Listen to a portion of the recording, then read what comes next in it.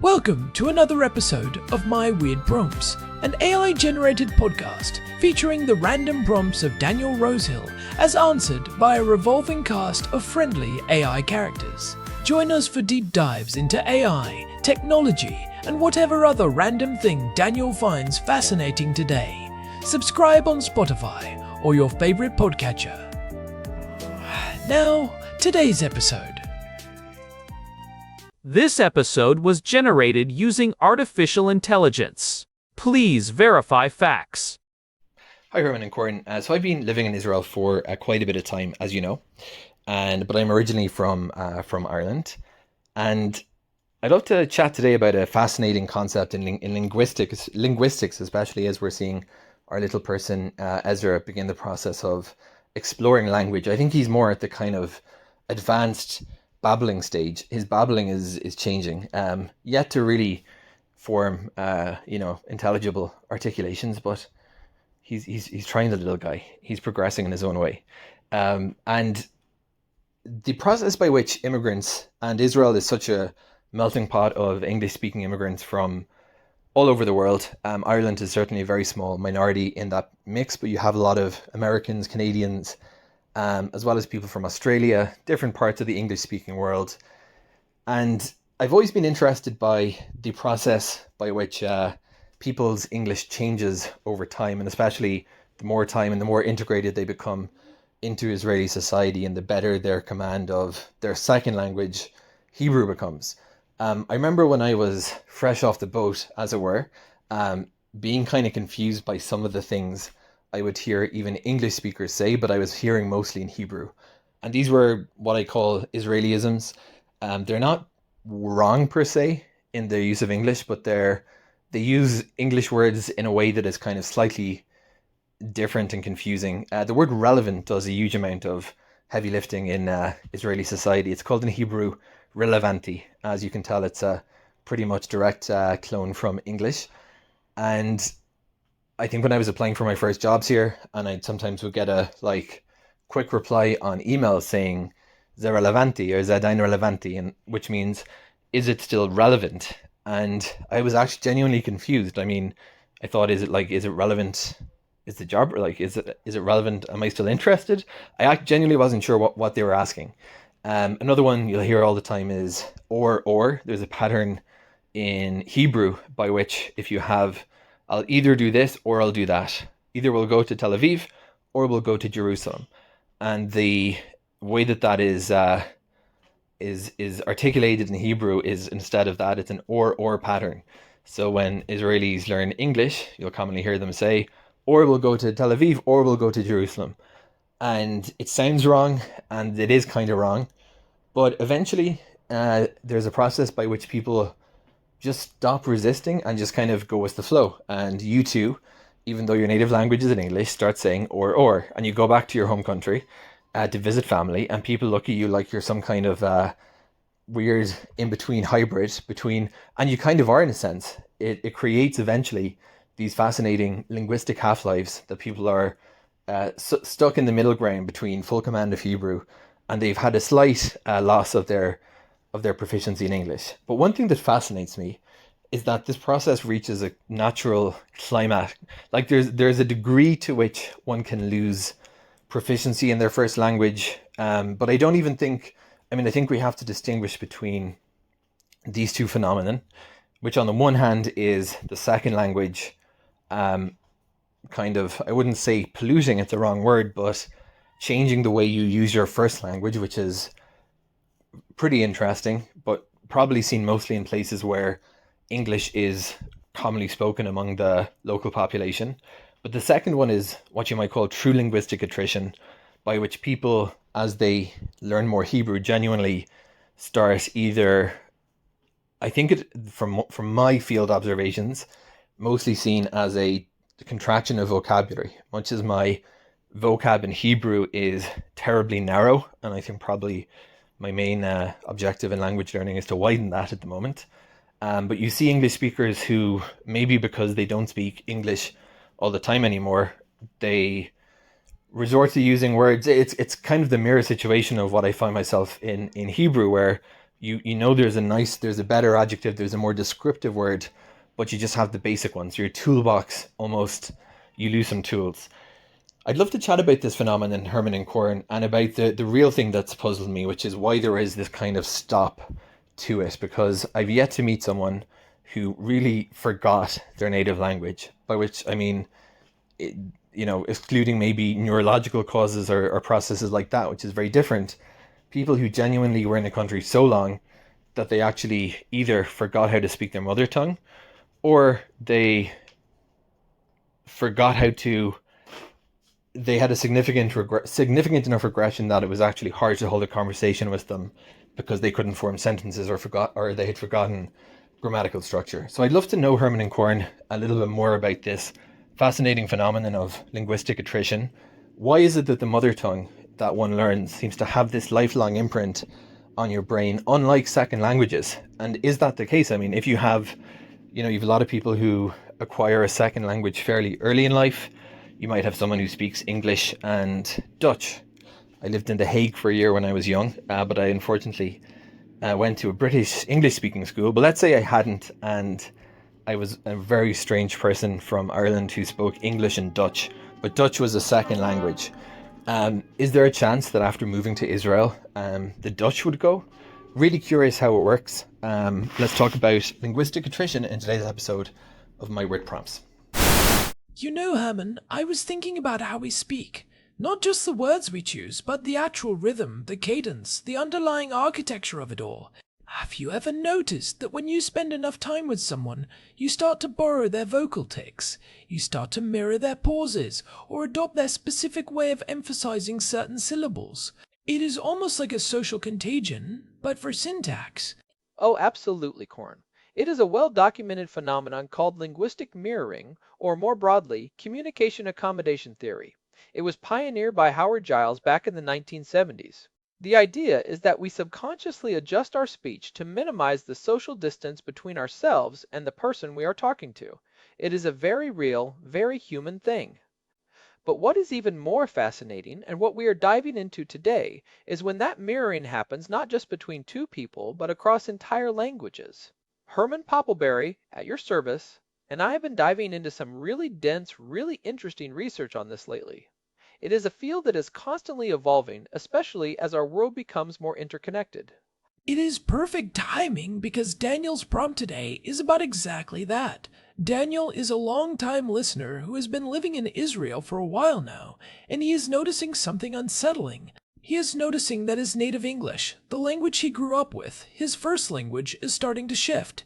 It is not that he is forgetting English, but it is being reshaped.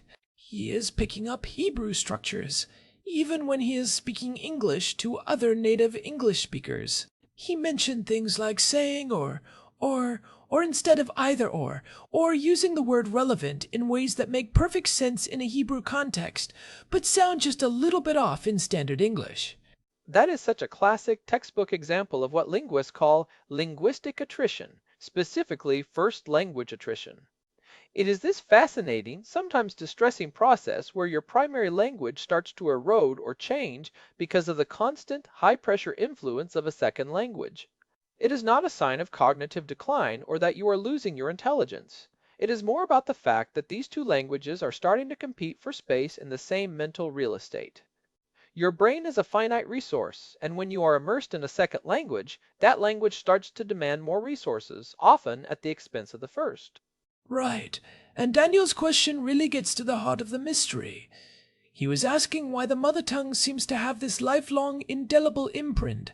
Why is it so incredibly hard to truly lose your first language, even if it gets a bit rusty or weirdly shaped, while a second language can seemingly vanish into thin air if you do not use it for a few years? He used a great analogy. He said it is like the first language is written in permanent ink on the brain, while the second one is just sketched in pencil. That is a wonderful way to frame it, and it is actually quite scientifically accurate.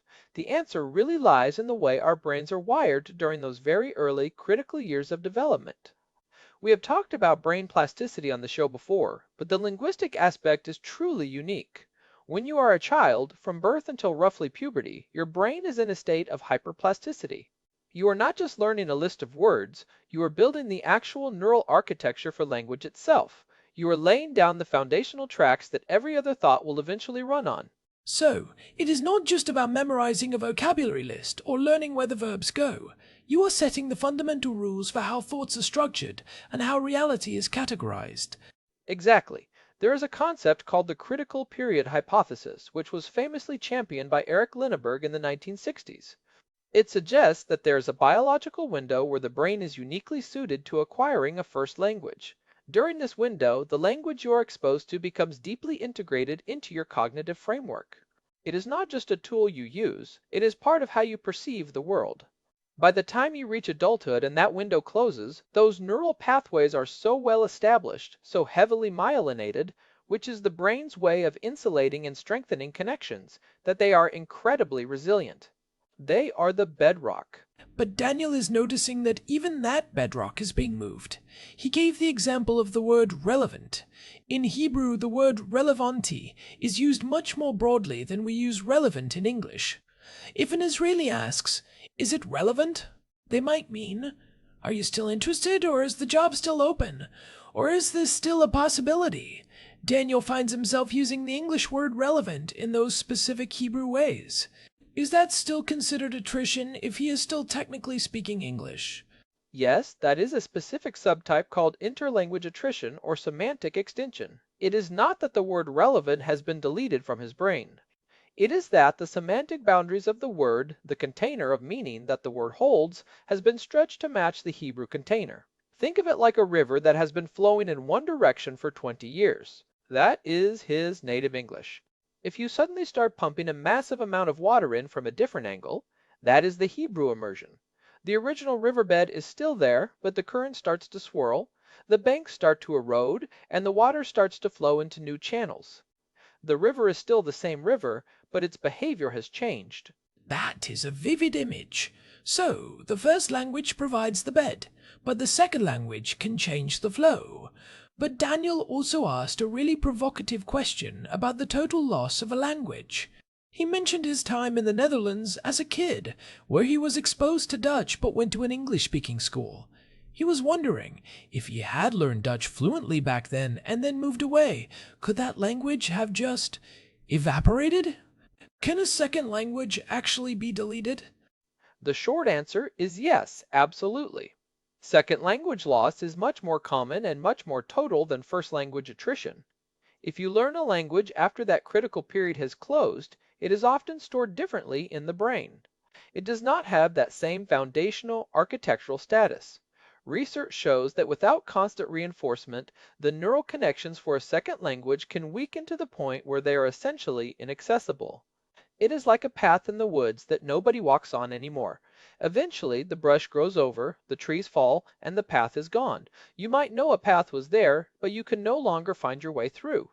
Is there a specific timeline for that? Daniel called it a linguistic half-life, which I thought was a very clever way to put it. It varies based on how well you knew the language and how old you were when you stopped using it, but the concept of a half-life is actually quite accurate. There was a landmark study by Harry Barrick back in the 1980s where he tracked people who had learned Spanish in high school. He found that they lost a significant portion of their vocabulary within the first 3 to 5 years after they stopped using it.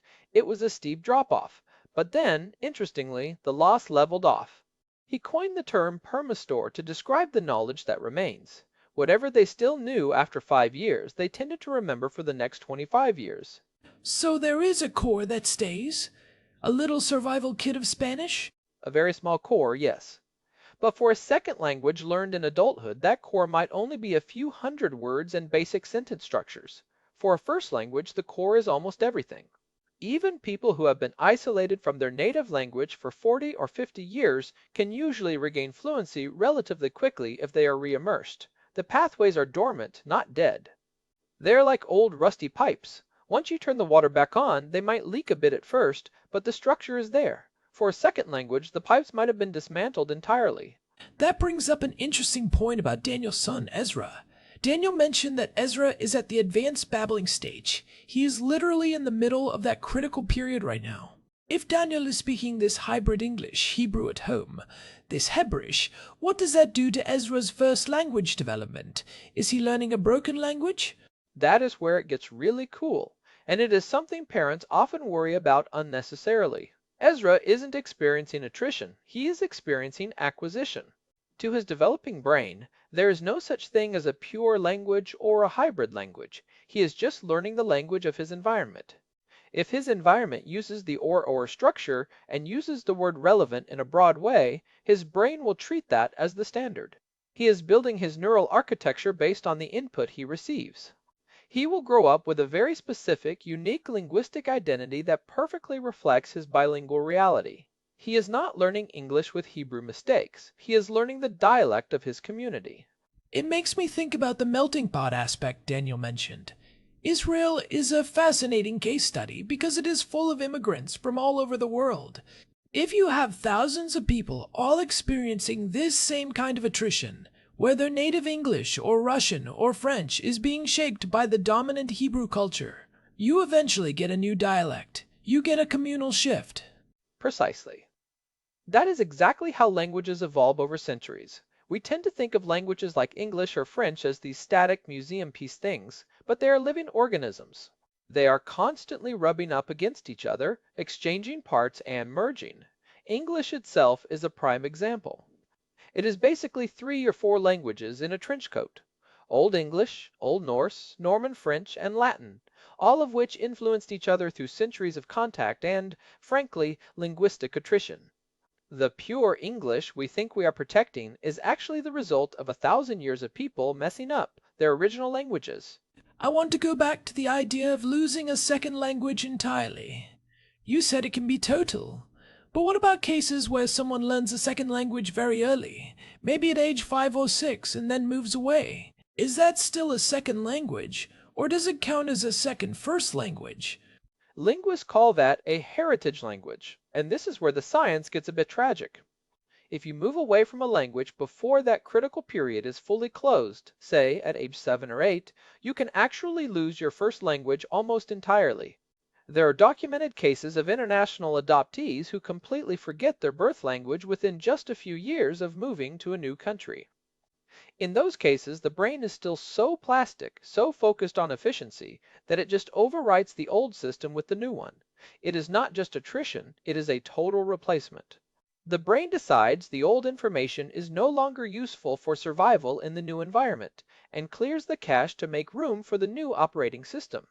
That is a heavy thought. The idea that your brain can just decide a part of your history is no longer relevant, in the English sense of the word, and delete it. It is efficient, but it can be a huge loss for personal identity. However, for someone like Daniel who moved as an adult, that won't happen. His English is his foundation. What he is experiencing is more like a decorative renovation. He is adding Hebrew windows and doors to his English house.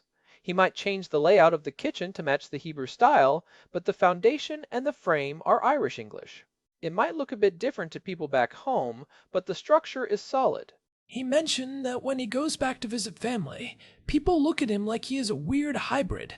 I can imagine that feeling. You feel like you are speaking your native tongue.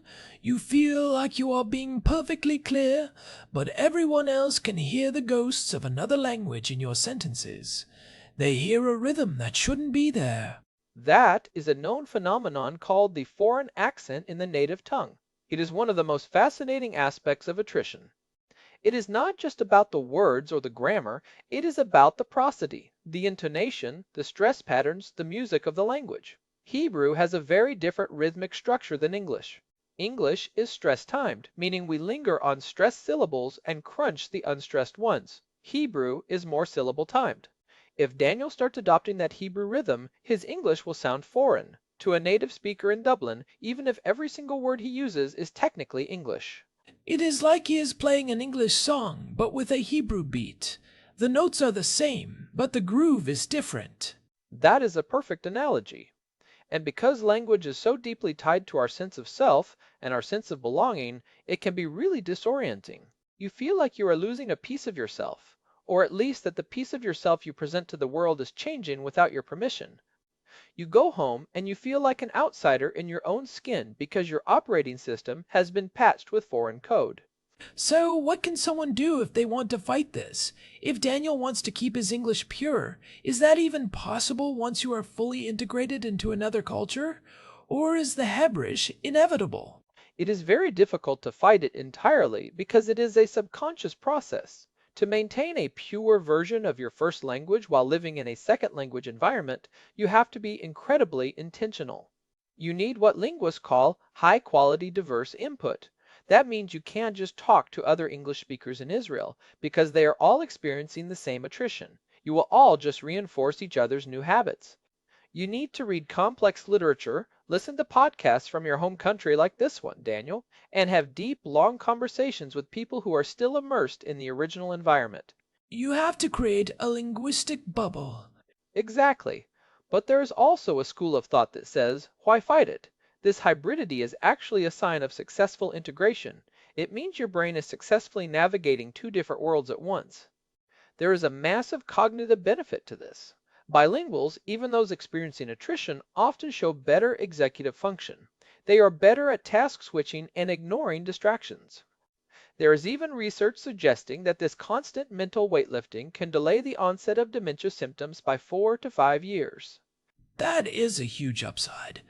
So, Daniel's brain is actually getting a massive workout every time he struggles to find the right version of the word relevant.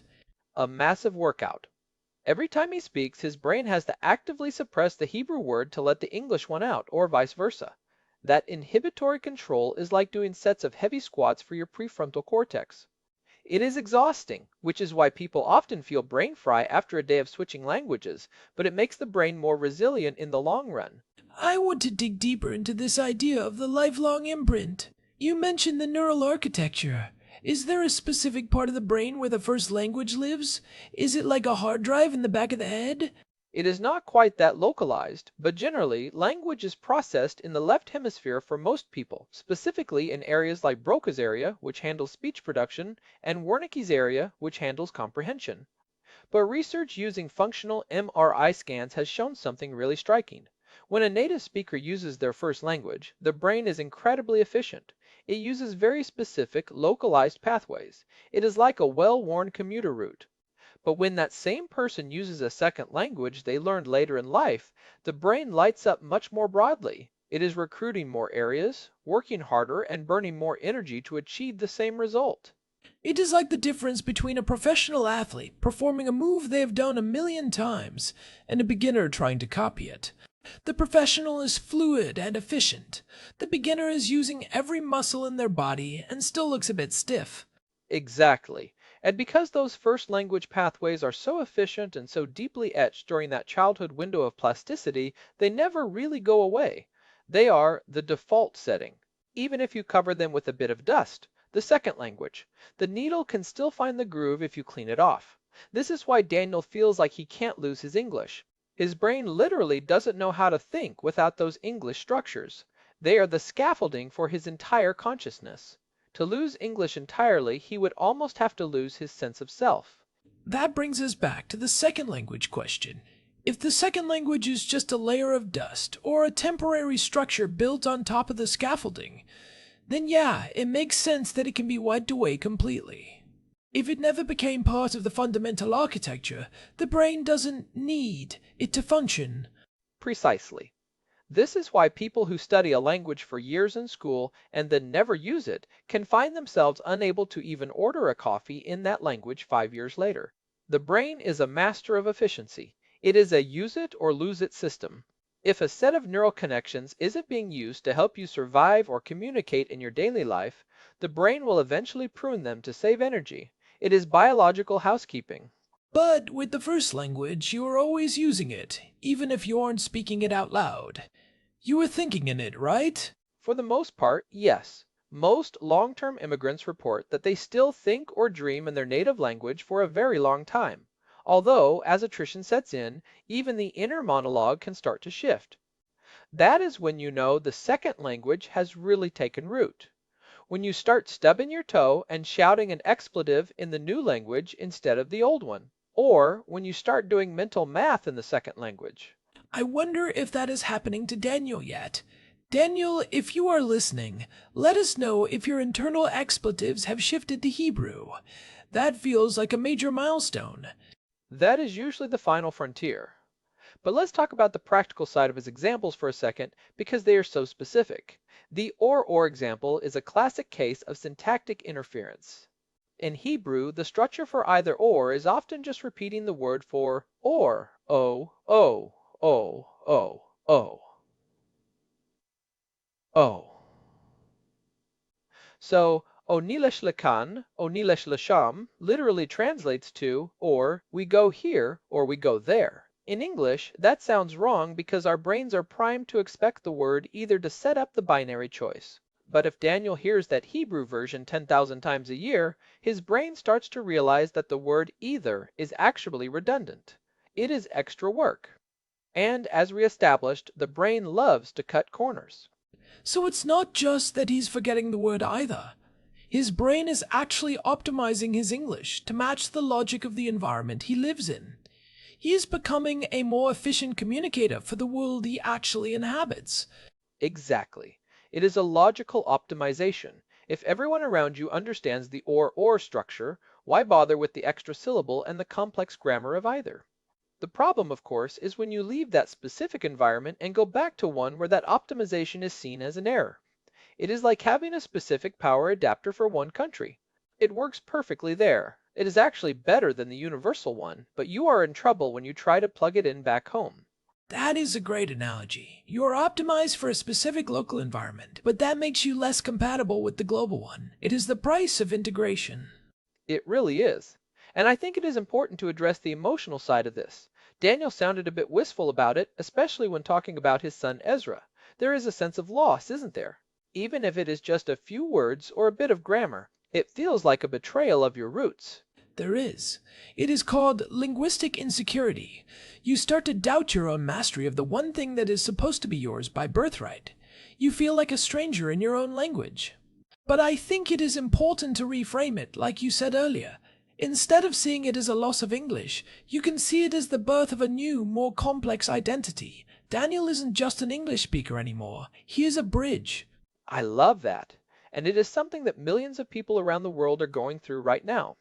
It is a very modern, globalized phenomenon. We are seeing the rise of these third space languages. Think about Spanglish in the United States or Hinglish in India. These aren't just broken versions of two languages, they are vibrant, rule-governed systems that reflect the reality of the people who speak them. They have their own poetry and their own utility. So, Daniel isn't losing his English. He is participating in the creation of a new Israeli English dialect. He is a pioneer of a new way of speaking. Precisely. And that dialect has its own beauty. That word relevanti, for instance, fills a gap. It covers a range of meanings that English doesn't have a single concise word for. By adopting it, Daniel has actually expanded his expressive range, even if it feels like he is losing something. He has a new tool in his belt that his family in Ireland doesn't have. That is a really powerful takeaway. It is not a zero-sum game. You can lose a bit of the traditional structure while gaining a new kind of depth and a new way of connecting with the people around you. Absolutely. But to answer Daniel's second question again about the Dutch, just to give him some peace of mind. If he had become fluent in Dutch as a second language and then never spoke it again, he could absolutely lose it to the point where he couldn't even form a basic sentence. The brain is brutal when it comes to second languages. It sees them as luxury features, not essential systems.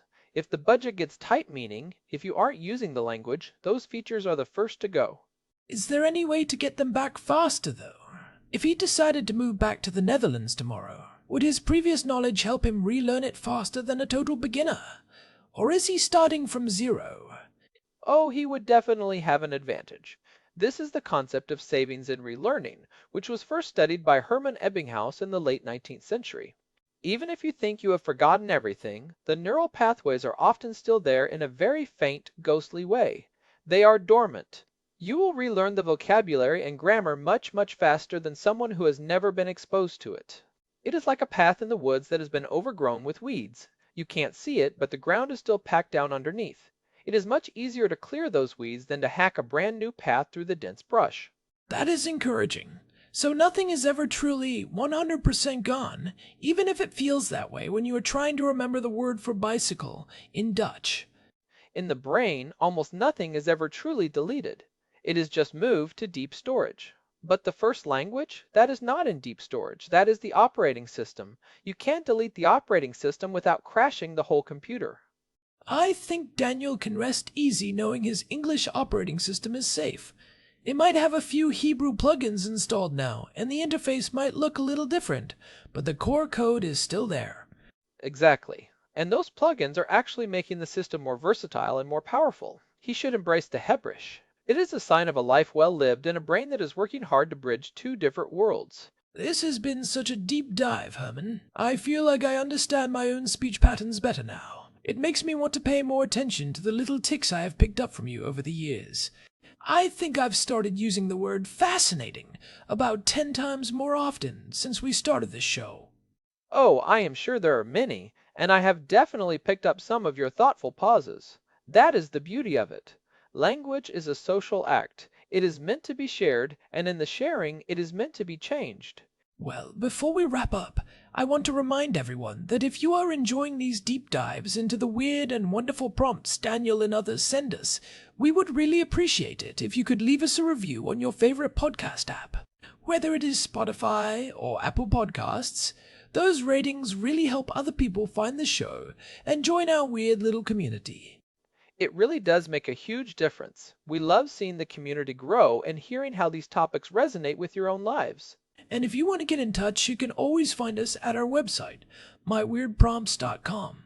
We have an RSS feed there for subscribers, and a contact form if you have your own weird prompts you want us to tackle. You can also email us directly at show@myweirdprompts.com. We are also available on all the major platforms so you can listen wherever you get your podcasts. We are everywhere. Thanks for joining us today for episode 786. It has been a blast exploring the permanent ink of the mother tongue. Always a pleasure, Corn. This has been My Weird Props. We will see you next time. Goodbye. Goodbye. This episode was generated using Gemini Flash 3. Text-to-speech engine was Chatterbox. Thanks for listening to another episode of My Weird Prompts, an AI-generated podcast featuring Daniel Rosehill's AI prompts, as answered by a revolving cast of friendly AI characters including me, Cornelius the Sloth. Subscribe on Spotify or visit myweirdprompts.com.